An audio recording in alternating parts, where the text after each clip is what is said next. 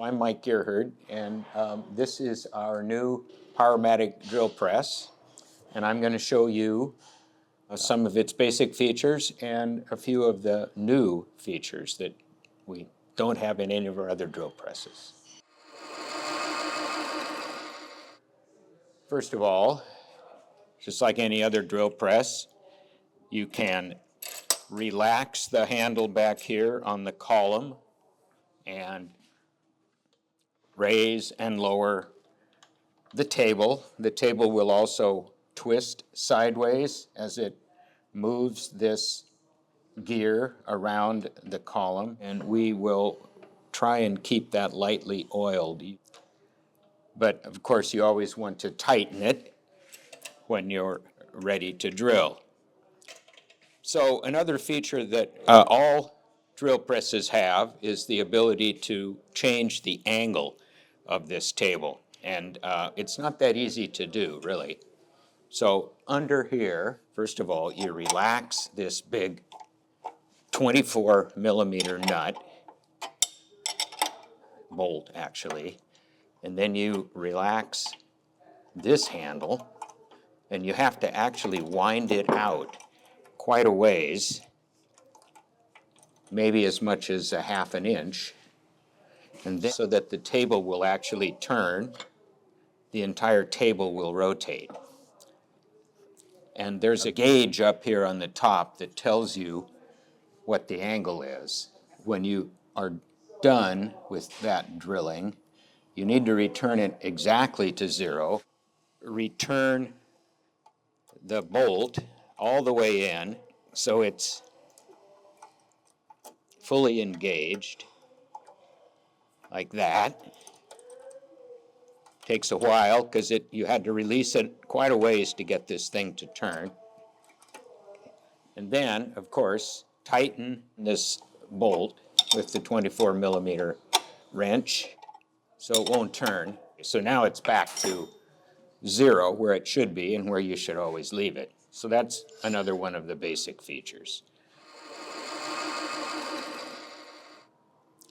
So this plate comes with a plastic insert here that is intended to be adjusted so that it's level, the entire surface is level. And of course, we don't want you to drill into the plastic. So like in any drilling situation, we ask that you use a piece of sacrificial wood under your piece so that you don't damage the table. We keep the chuck in a little magnetic gizmo here on the side, which is just something to remember.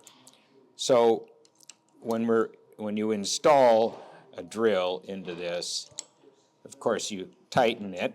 You should tighten all three of the teeth in that chuck, but please don't tighten them so hard and so tight that we damage the chuck and the next person has to use a wrench to get it off. You don't need to do that. Just tighten all three gently but firmly.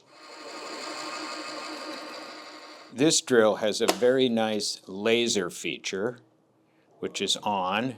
Turn it on and off right here.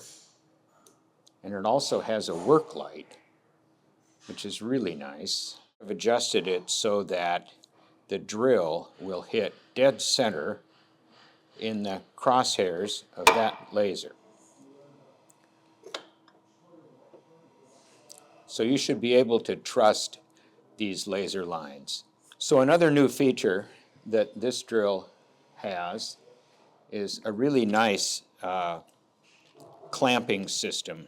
With the T-tracks in the table, you can move this fence around and clamp it down. We have also these kinds of clamps that can hold your piece in place.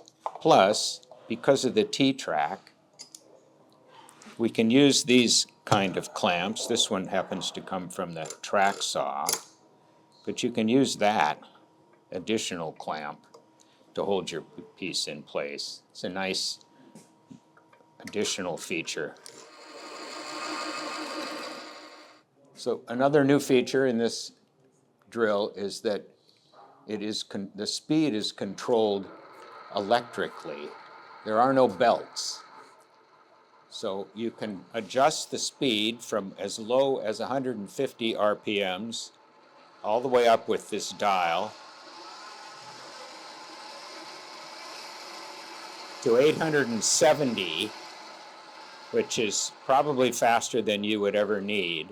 Now the machine also has, over on this side, a slow range and a high range, only when it's turned off. You could pull this handle over to the high range, but we don't really think there's any reason to do that. We think that the slow range that is available on this dial is more than adequate for any kind of activity that we would do in here.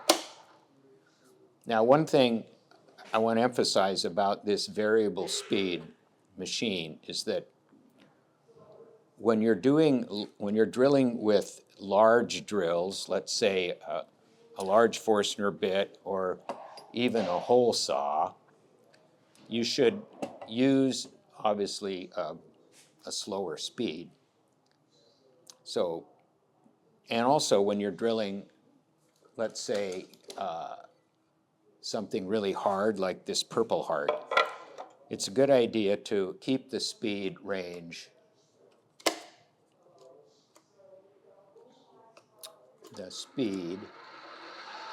lower. And we don't have any specific numbers to say, but large drills, hardwood, you should drill at a slower speed. If you're drilling softwood, you can go faster.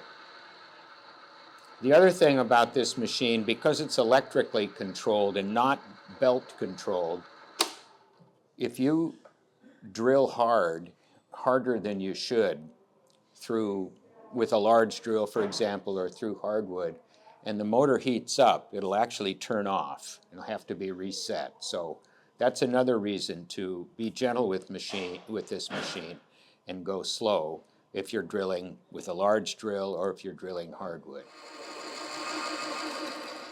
If for some reason the nature of your workpiece or the nature of your clamping system, or you're left-handed and you feel uncomfortable operating it like this, these three handles over here can be removed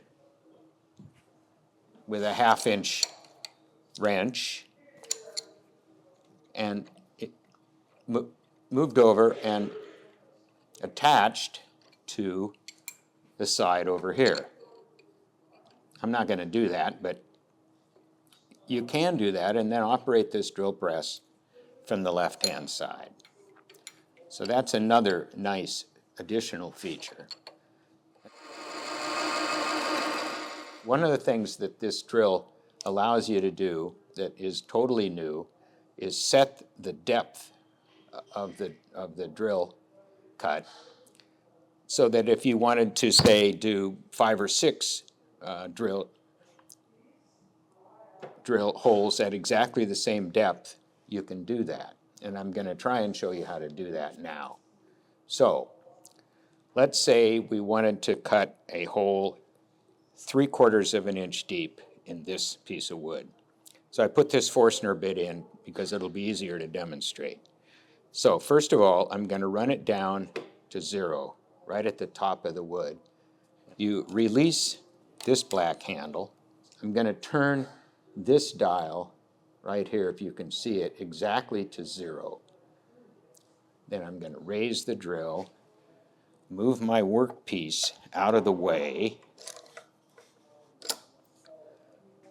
and I'm going to run the drill down from 0 to 3/4 of an inch. So you have to study the gauge here, but each one of these tiny lines is a 1/16 of an inch. So I need to go down 12 of them. There's 2, 4, 6, 8, 10, and 12. So that's 3/4 of an inch.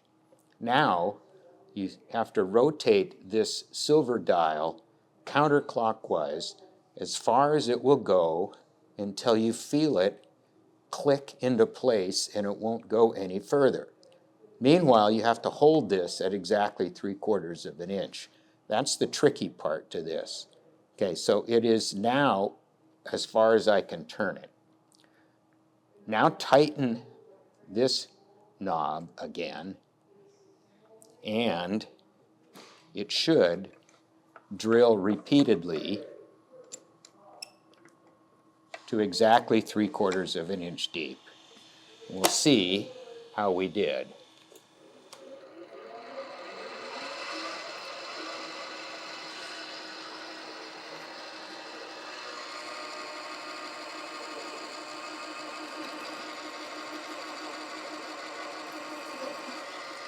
Stops right there.